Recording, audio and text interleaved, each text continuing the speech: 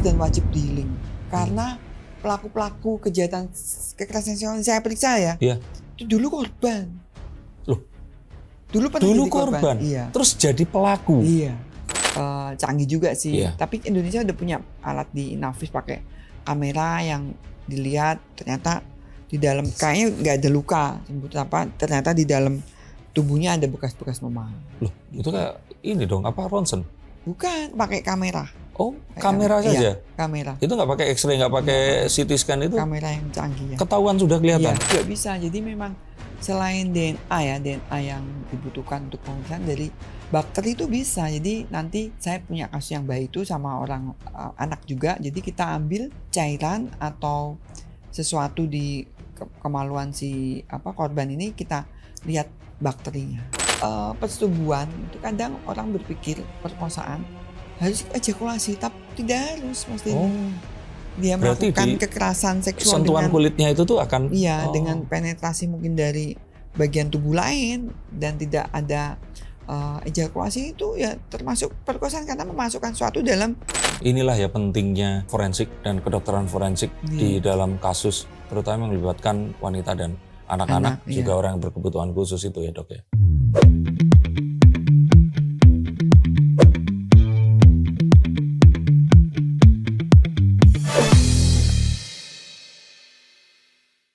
Halo Sensikers, kembali berjumpa bersama saya Denny Darko. Tidak ada yang namanya misteri, yang ada adalah tanda-tanda yang kita semua coba untuk mengerti.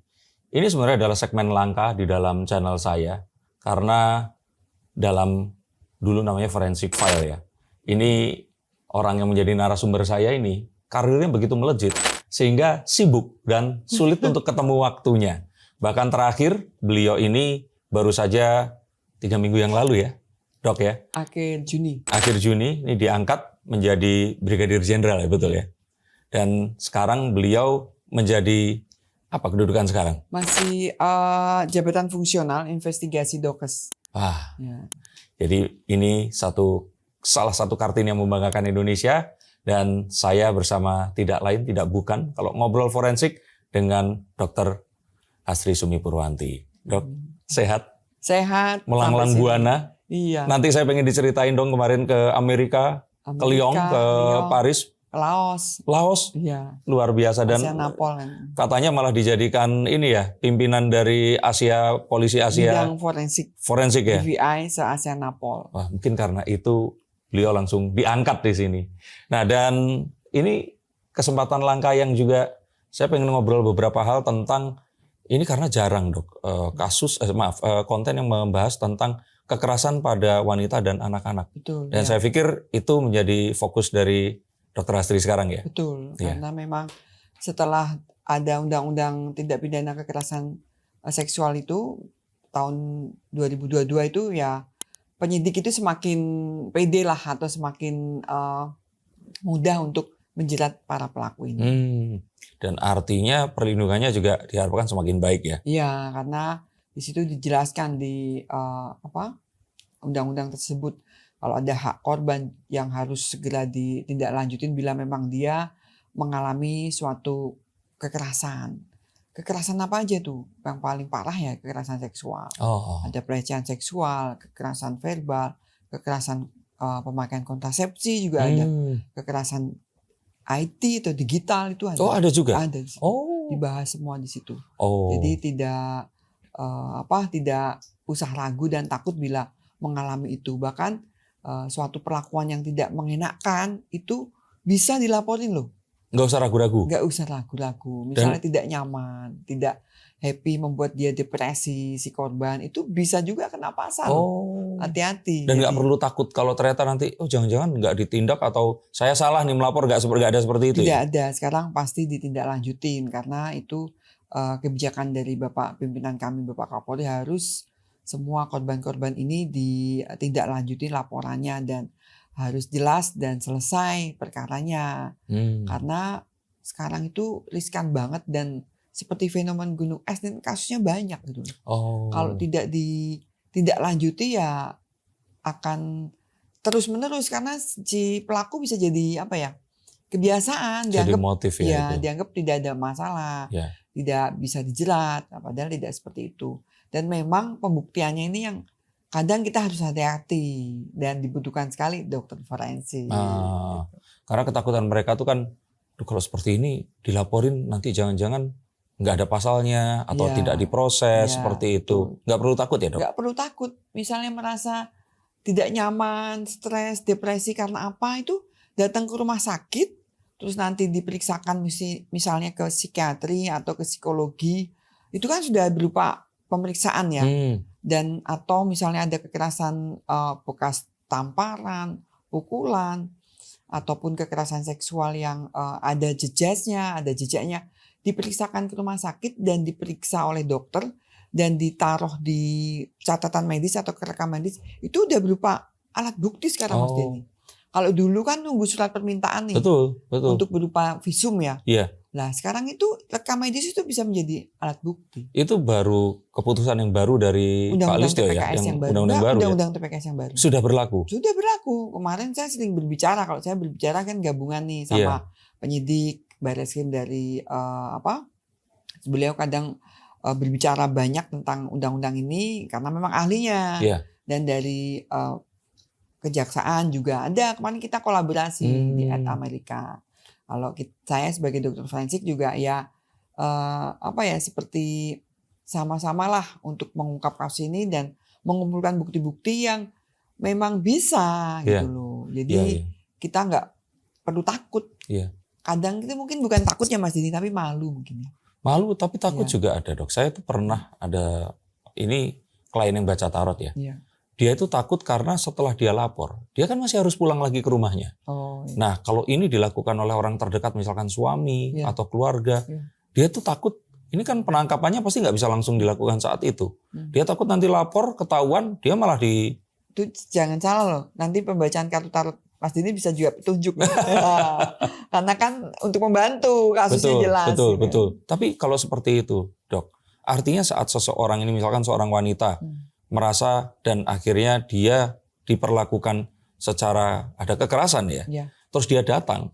Jika saat itu ada indikasi memang itu betul, itu langsung diamankan bisa si pelakunya itu? Bisa. Bisa. Nggak harus menunggu penyidikan terus pemberkasan, penuntutan dari jaksa? Enggak, kan mesti berarti kan si korban memberikan laporan kepolisian menindaklanjutin lah. Pasti dipanggil yang diduga melakukan itu. Dipanggil diinvestigasi kan. Nah nanti ada saksi nggak? Tapi biasanya korban kekerasan, khususnya kekerasan seksual tuh minim saksi. Sangat jarang karena makanya kita sebagai tenaga medis ya, bukan dokter forensik. Tidak semua rumah sakit kan punya dokter forensik. Tenaga medis yang mempelajari tentang tubuh manusia tuh bisa mencari bukti-bukti yang ada.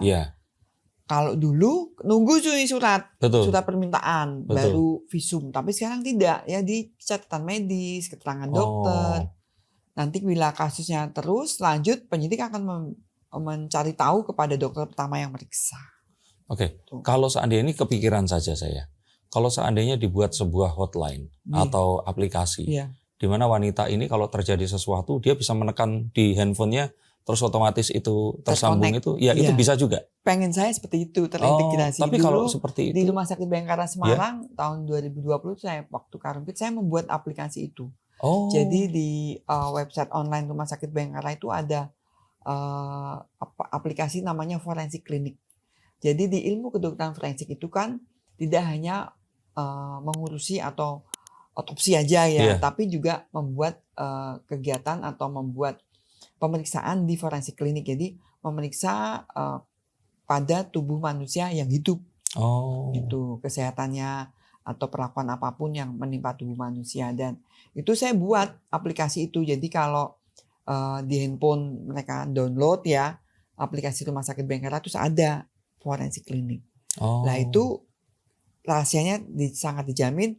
Dia bisa ngecek di situ.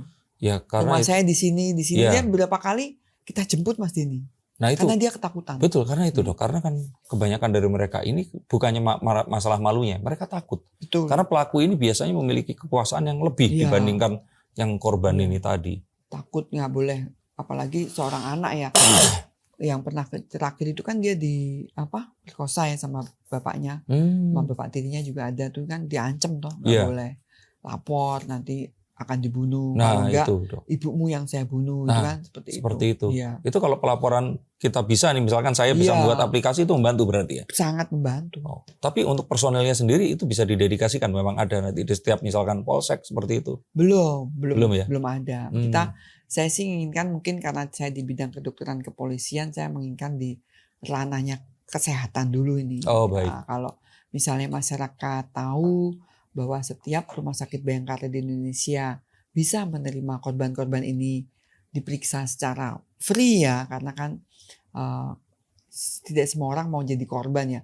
Iya. Dan setelah jadi korban disuruh bayar juga kan Iya, banyak iya, kasihan. iya. Dan Iya. kalau bisa di rumah sakit Bayangkara secara free dan terlayani dengan baik, penyidik juga senang dan penyidik akan juga datang untuk menindaklanjutin pemeriksaan itu. Jadi dia bisa terlindungi, nyaman, bisa cerita seperti itu. Dan kalau saya secara pribadi itu ya kalau sudah lapor meriksa, walaupun yang melakukan orang terdekat, suaminya atau saudaranya, ya biarin aja. Karena kadang kalau kita maafkan sering Iya, berulang. pasti Iya kan? jadi itu. Jadi ya Kebiasaan. iya. Saya sebel mesti. Iya. Kenapa sih dicabut laporannya? Iya, iya. Kamu tuh hampir mati loh, saya bilang. Nah, itu makanya seperti itu kadang-kadang mereka takut diancam loh, Dok. Iya. Ternyata diancam ya. Iya. Itu kalau di film ini ini suka nonton itu Law and Order itu Special Victim Unit. Itu memang untuk wanita dan anak-anak. Dan memang mengapa kok seperti itu? Karena wanita dan anak-anak kan cenderung lebih lemah dibandingkan pria dewasa ya. Iya. Jadi mereka suka jadi korban itu, Dok. Nah, tapi bicara film tadi, Dok. Saya juga nonton film itu NCIS. Itu saya lihat foto ini nih. Foto ini tayang nih. Nah, ini Dr. Hasri kemarin itu ke markas NCIS. Iya, wih, keren banget. Persis yang di Polem. Tapi ya jagoannya bukan. Itu jadi dalam rangka apa? Dalam rangka ya kayak kunjungan kerja aja dan sharing pengalaman, ilmu pengetahuan, dan memang mereka sarana perasaannya lengkap ya. Sangat mutakhir tinggi ya. Teknologinya itu. Jadi setiap polisi atau penyidik yang butuh pemeriksaan lab ya dari tubuh korban atau dari apapun di TKP itu bisa dikirim ke sana ke mereka, dan benar-benar udah kayak satu sistem gitu loh. Formulirnya ada, di situ isi ada. Jadi kurirnya yang ngirim juga ada, jadi semua udah laboratorium itu ya. Kirim ke laboratorium lah, di sana tuh dipilah, ini butuh pemeriksaan mungkin sidik jari, terus balistik. Saya juga belajar untuk jarak jauh balistiknya. Gitu. Luka tembaknya itu seberapa jauh, biar tahu tingginya pelaku kira-kira. Dari trajektorinya ya. Dari ini ya. Lintasan. Ya, lintasan si peluru. Seperti itu. Tembakan ke airnya persis di film itu. Jadi yang di film itu nyata ya, bukan sesuatu yang dilebih-lebihkan. Tahu Jethro Washington. Iya. NCIS Washington itu kan Jethro itu dia yang kantornya kan di bawah gitu, terus di atasnya ada kayak dia kalau bosnya manggil kayak ini anjungannya gitu, bisa lihat ke bawah. Persis seperti itu. Tapi nggak ada Jethro. Iya.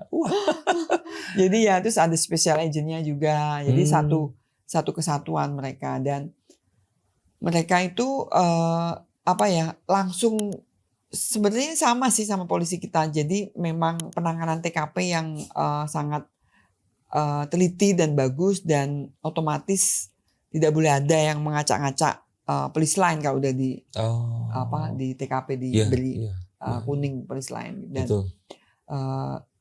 tapi kerahasiaannya memang nomor satu. Jadi kalau korban-korban itu kalau tidak boleh atau tidak mau dari keluarga dirilis, ya cukup polisi aja yang tahu, nanti sama pengadilan.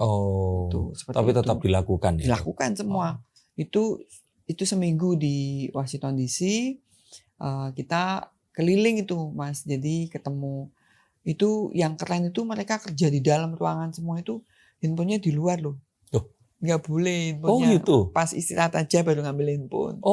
Jadi juga mati di dalam, kata percuma boy. Berarti full itu mereka itu karena alasan kerahasiaan atau alasan harus berdedikasi harus itu. Kerahasiaan, dedikasi, keamanan. Gitu. Takut sama dia. Nanti kalau pas istirahat baru Oh, terus sama sore. itu di udah. film nggak ada tuh? Nggak ada ya. Di film kayak telepon-telepon dia mereka pakainya HT kalau ngotak-ngotak. Iya. Gitu. Tapi itu memang benar-benar berarti canggih sekali ya di sana, Dok ya? Terus jadi kita masuk juga. Kecuali bosnya pegang handphone. Bos Oh iya, petinggi, karena kan jenderalnya. koordinasi ke atas ya. Yang staff-staff semua duanya udah masukin. Anak-anak handphone. muda juga di sana itu? Enggak, malah udah senior-senior. Oh gitu? Udah, saya. Karena ini ya, keahlian, laboratorium ya? expert Iya. ya. Dan mereka rata-rata PSD kan, mungkin Iya. sekolah gitu. Terus kemudian itu punya, kita ke Atlanta itu malah NCSN punya army.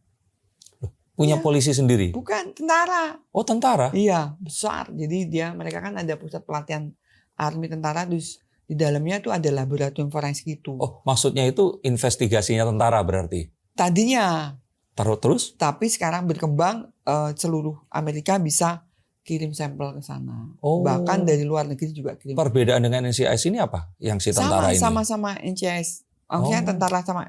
Beda kalau di Washington DC kan punya, ibaratnya punyanya Polda situ ya? bukan Polda, punyanya pemerintahannya di Washington DC gitu loh. Oh iya. Kayak independen, Iya. departemen forensik sendiri gitu. Betul, di kota itu. Ya, kalau yang di Atlanta itu Nasional. punyanya army. Nasional berarti? Sama-sama nasional. Oh sama-sama nasional? Iya. Oh. Tapi army itu tadinya kan untuk kejahatan mungkin Ya untuk tentara ya? Tentara, karena domestic violence-nya tinggi, Iya. kekerasan sesama tentara. Iya, Tapi iya. terus berkembang jadi besar dan Malah umum jadinya? jadi umum. Jadi bahkan dari beberapa negara juga kirim ke sana loh. Oh bisa? Karena memang besar banget dan expertnya banyak. Saya juga lab DNA-nya begitu canggih, ada 50 expert ahli DNA tuh. Canggih alat-alat mesin DNA-nya juga. Dan itu tadi entah kenapa kan saya suka Mickey Mouse dari kecil sampai sekarang koleksi.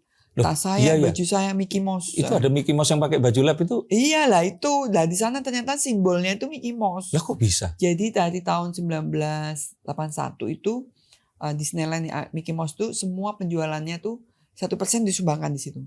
1% omset Iya. dari copyright yang Mickey Mouse di Iya. seluruh dunia? Iya, sumbangan ke situ. Oh tapi 1%-nya berapa triliun itu kalau Makanya- dirupiahkan?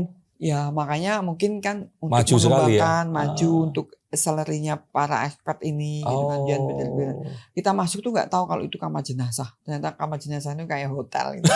Saya betah itu. Nggak berbau, bersih. Karena kan sirkulasi udaranya bagus. Iya. Nggak berbau, bersih. Tapi Dan meja-mejanya kayak gimana? iya kayak tempat tidur biasa yang bisa masuk, tutup gitu. Jadi kalau kerja baru keluar itu mejanya. Gitu. Semua di CT scan jenazah. Oh gitu. Postmortem CT scan, jadi keren gitu. Kalau di sini CT scan mengeluarkan uang sendiri tuh. Jadi dibaca dulu sama CT scan, baru dianalisa sama dokter forensiknya, baru diotopsi. Nah, nanti expert butuh apa, mungkin sampel, mungkin curiga ada data eviden yang tertinggal, misalnya cakaran, kuku, semua diambil, di swab, rambut juga disisir lah, itu expert-expertnya kumpul. Canggih. Minum dulu ya Mas. Ya monggo. Jadi ternyata itu didanai juga oleh Mickey Mouse ya. Iya.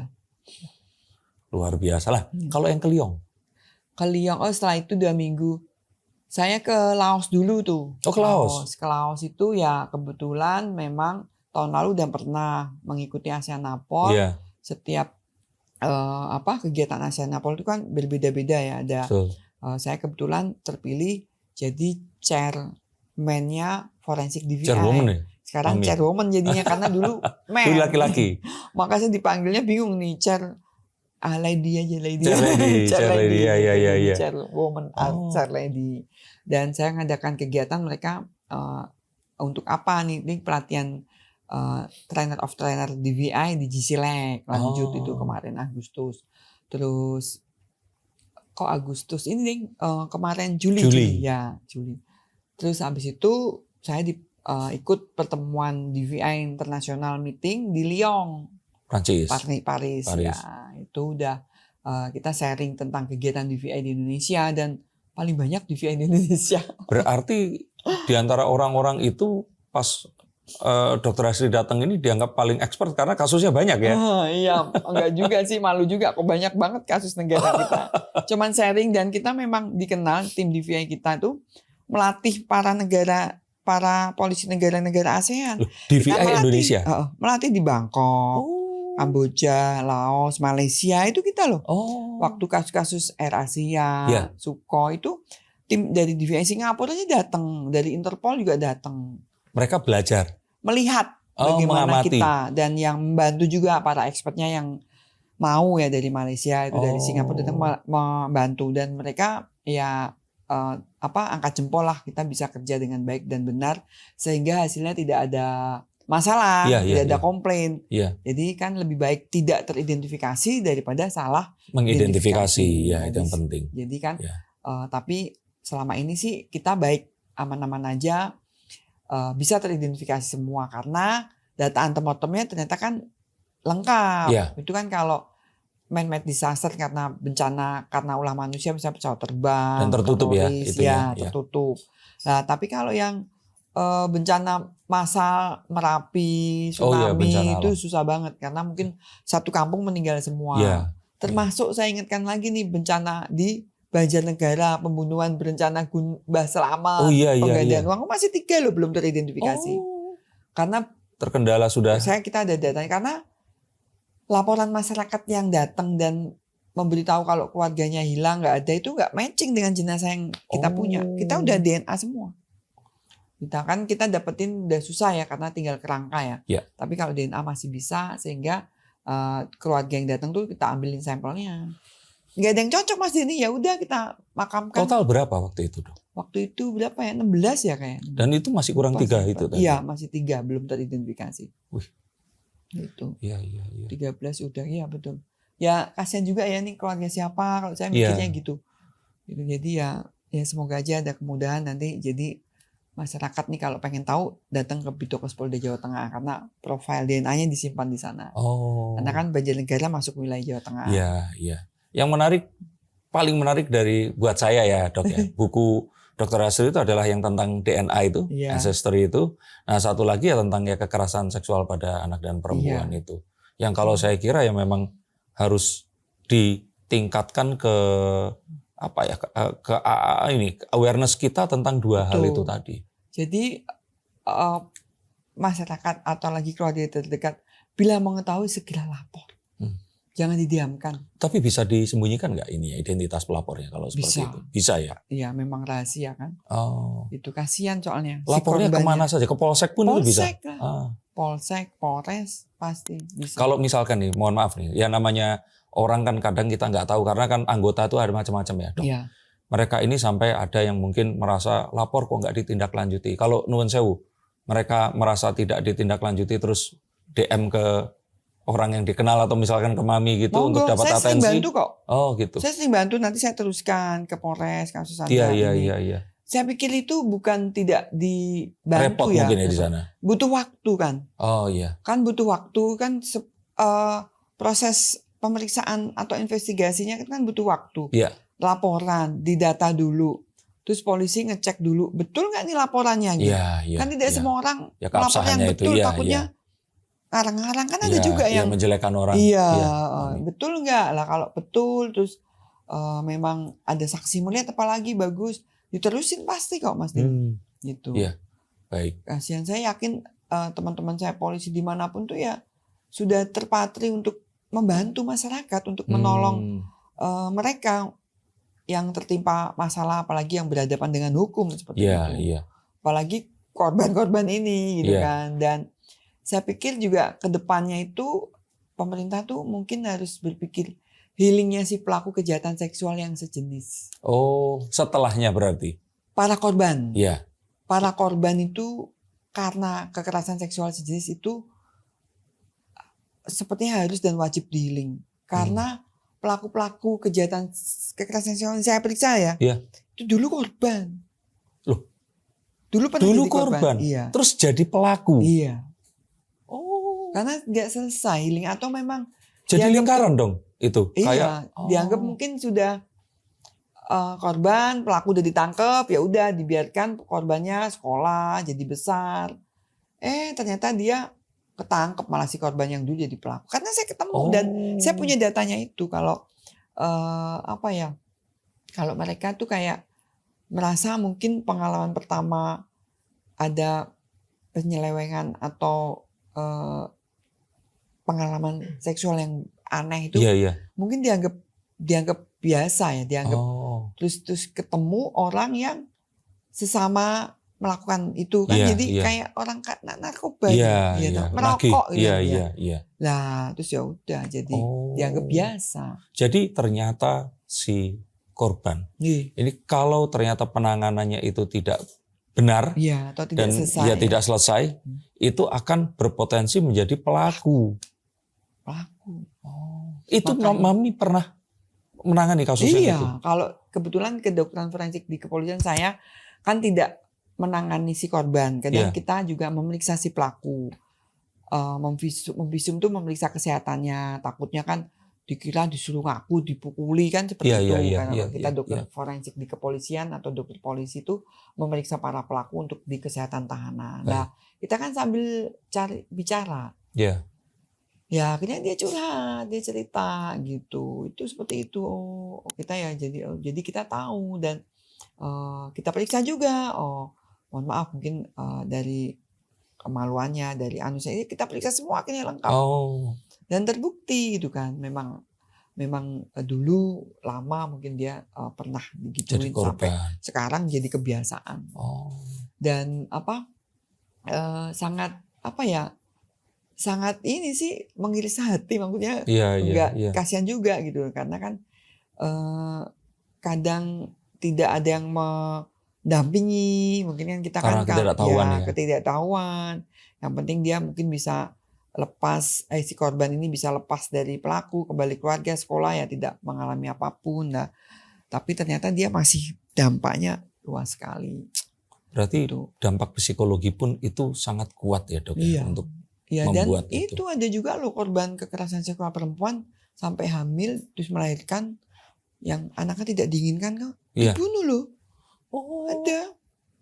Itu saya tanya kenapa? Ternyata dulu dia hamilnya karena korban perkosaan. Atau mungkin mereka berpikir nanti menurun sifatnya atau apa? Ada begitu. Ada loh. Saya pernah otopsi itu bayi itu kan. Ya sangat riskan sih. Jadi kita berpikir, saya selalu menghimbau saya berbicara dimanapun ya segera lapor, jangan dibiarkan dan biar ditindaklanjutin oleh polisi. Karena saat itu sudah terjadi, terus kemudian sangat disayangkan terjadi. Itu ternyata walaupun penanganannya sudah selesai dan pelaku sudah dihukum, ternyata masih meninggalkan ekses yang akan menjadi lebih luas lagi ya dok. Jadi mungkin rekan-rekan bingung nih, saya kok jarang otopsi lagi ya, selain ngajar ya, memang saya banyak berbicara dan menangani kasus-kasus kekerasan terhadap perempuan dan anak ini. Dan harapannya bisa mencegah ya kalau itu ya dok ya. Kalau seandainya memang kalian semua nggak harus mengalami ya, amit-amit. Kalau mencurigai saja pun itu boleh lapor. Boleh. Nggak akan, kalau ternyata kecurigaannya salah, nggak akan ditindak kan orang ini. Nggak akan dianggap fitnah juga, nggak akan dok. Tidak. Pasti tidak, karena kan hanya mencurigai dan takut toh. Kekhawatiran. Orang Jawa kan kebablasan. Iya. Itu ya ternyata. Dan kemarin waktu di luar negeri itu hal-hal seperti itu tuh menarik mereka dibahas ya. Karena mereka juga banyak loh kasusnya. Iya banyak, dan benar-benar lebih fatal juga, ada yang sampai digebuki sampai meninggal. Banyak di sana banyak. Dan mereka sih penanganannya memang canggih juga sih. Tapi Indonesia udah punya alat di Inavis pakai kamera yang dilihat ternyata di dalam kayaknya nggak ada luka, ternyata di dalam tubuhnya ada bekas-bekas memar. Loh, itu kayak ini dong, ronsen? Bukan, pakai kamera. Kamera saja? Iya, kamera. Itu nggak pakai X-ray, nggak pakai CT scan itu? Kamera yang canggih ya. Ketahuan sudah kelihatan? Makanya kan kita taunya kalau dokter kan kita pegang Iya. Tapi kalau dengan itu kita lihat kacamatanya juga khusus, kamera kelihatan memar-memar itu. Apalagi kalau ternyata bekas cekian seperti ini. Apalagi kalau korbannya itu anak-anak yang belum bisa ngomong. Yang kemarin ada kebutuhan balita khusus. Kebutuhan khusus juga. Kalau yang balita yang kemaluannya itu ternyata ada bakteri, itu gimana? Itu juga bisa. Jadi memang selain DNA ya, DNA yang dibutuhkan untuk pemeriksaan dari bakteri itu bisa. Jadi nanti saya punya kasus yang baik itu sama orang anak juga. Jadi kita ambil cairan atau sesuatu di kemaluan si korban ini, kita lihat bakterinya dan kita cocokkan dengan mungkin si pelaku ini memang jorok gitu kan, memang tidak membersihkan itu, Iya. kita swab juga itu ketemu bakterinya dan sejenis. Loh, bakteri itu berarti bisa teridentifikasi seperti DNA Bisa, manusia? cocokkan berbeda bakteri macam-macam gitu. Ya, Jadi kayak misalkan yang ngerti ahli bakteriologi. Itu lagi berkembang, kan hati-hati harus sekolah bakteriologi forensik. Misalkan yang di tangan saya ini sama tangan Bu Asri itu ini ya beda berarti? Ya bisa sama, makanya kan harus penuh ketelitian. Nah, kenapa misalnya tangan Mas Denny tangannya bakterinya ada, kok ada di kemaluan, kalau sama-sama salaman kan nggak masalah ya kan? Oh iya gitu. Betul. Kalau di bagian tubuh yang tidak pantas kan ya berarti kan ada sesuatu dong. Iya. Begitu juga di anak yang saya sisir itu rambutnya kita swab, ternyata DNA-nya kan nggak ketemu, tapi luka-luka di kemaluan itu ada bakteri dan cocok. Spermanya nggak ketemu kan. Persetubuhan itu kadang orang berpikir perkosaan harus ejakulasi, tapi tidak harus, Mas Denny. Dia melakukan kekerasan seksual sentuhan dengan kulitnya itu tuh akan dengan penetrasi mungkin dari bagian tubuh lain dan tidak ada ejakulasi, itu ya termasuk perkosaan karena memasukkan sesuatu dalam kemaluan si korban. Berarti nggak harus kemaluan yang masuk ke kemaluan, itu misalkan tangan atau misalkan menggunakan yang lain itu bisa juga. Bisa gitu. Iya. Itu kan mungkin tangannya kotor lah, ya masukin gitu, itu udah termasuk perkosaan itu. Ya, dan orang ini kan udah punya habit yang misalnya suka cuci tangan atau misalkan dia tempat beraktivitasnya di tempat yang lembab atau ada jejak tertentu gitu. Maka kadang kan ada konsul dari wilayah itu, kalau ini dok katanya perkosaan persetubuhan, tapi ternyata di vagina itu tuh masih utuh selaput darahnya, itu tidak ada spermanya, tapi dia robek dikit ya, itu bisa jadi jangan sampai tulis tidak ada tanda perkosaan atau persetubuhan, kasihan dong, nanti pelakunya nggak bisa dijerat, korbannya kasihan. Nah itu kita cari dari cairan-cairan yang ada di sekitar situ. Gitu. Inilah ya pentingnya forensik dan kedokteran forensik di dalam kasus terutama yang melibatkan wanita dan anak-anak, juga orang yang berkebutuhan khusus itu ya dok ya. Selain saya merasa tercerahkan itu, merasa bangga loh. Ternyata ya orang luar negeri itu ternyata mereka melihat kepolisian di Indonesia ini tingkatnya juga sudah internasional. Katanya juga sampai setelah rangkaian itu mereka sempat datang ke sini ya? Iya. Terus ngajak saya jadi speaker juga kemarin. Iya, yang di Amerika. Terus kemarin setelahnya itu kan rencana kita podcast kemarin, terus Mami diajak ngobrol sama staf kedutaan itu. Semua sampai maghrib makanya. Tapi ini menunjukkan bahwa sebenarnya kasus ini tidak hanya terjadi di Indonesia tapi di seluruh dunia ya. Iya. Dan memang ini sesuatu yang mungkin kadang-kadang kalau orang tuh kan baru akan tahu kasus kalau jadi viral. Tapi kasus seperti ini tuh jarang viral. Nah, oleh karena itu memang perlu bantuan dari masyarakat ya. Kalau ternyata mendengar atau melihat walaupun dia atau bukan dia yang mengalami, sebaiknya segera lapor ya. Iya, mengetahui apalagi. Iya, makanya. Yang pasti satu, itu nggak akan terus nanti malah disalahkan walaupun itu salah. Kedua, tidak dipungut biaya ya. Tidak. Oke. Dan berikutnya kalau ternyata nanti mengalami kesulitan karena mungkin sibuk atau nggak ada penanganan, boleh nggih DM Mami ya? Boleh. Oke, terbuka. Ya, nanti atensi langsung ke pimpinan yang di regionalnya itu tadi ya. Apalagi Mami yang mau disampaikan? Butuh pemeriksaan lanjutan, misalnya siapa tahu nih ada bekas sarungnya, baju dalamnya atau apa ya, dibawa aja buat pemeriksaan di laboratorium. Oh, sebagai bukti ya? Iya. Oke. Jadi pesannya itu tadi ya Mami. Yang pertama adalah lapor. Iya. Sekarang juga, jangan ditunda ya. Iya. Oke. Baik Mami. Semangat. Mami, terima kasih ya dokter. semoga ini bisa menjadi informasi yang juga mohon disampaikan kepada orang-orang yang kalian kira perlu untuk tahu hal seperti ini. Dan mari kita dukung Kepolisian Republik Indonesia, terutama di bidang ini ya, Bidokes ya, Dokes. untuk bisa menyuarakan hal ini sehingga kita bisa menekan terjadinya kejahatan, sehingga kita bisa menekan terjadinya potensi kejahatan terhadap perempuan, anak-anak khususnya, dan kepada ya seluruh warga Indonesia pada umumnya. Oke. Terima kasih Mami, Bu Ya. Jenderal. Ini teman-teman manggilnya Mami Jenderal. Ya, Mami Jenderal. Selamat bertugas. Saya kira dengan adanya Mami Jenderal yang seorang wanita ini bisa memberikan, kalau laki-laki melindungi, kalau ini mengayomi dan mengerti seperti itu. Iya. Kita doakan yang terbaik. Terima kasih sudah menonton channel ini dan tolong beri dukungan juga untuk channel Mami Hastri ini, Forensik. Forensik ya, yang mungkin karena sibuk jadi jarang tayang. Gak Jadi punya kru buat sendiri. iya, nanti kita akan bantu, kalian bantu dengan mengingatkan, komen di situ juga Instagramnya silahkan di follow. Dan kalau ada sesuatu yang berhubungan dengan hal yang tadi kita bicarakan, jangan sungkan-sungkan, langsung DM saja. Mami pasti akan baca dan akan bantu, terutama untuk para wanita dan anak-anak yang di sekitar kalian semua. Terima kasih, sampai jumpa. Kasih Mami, Ya. salam.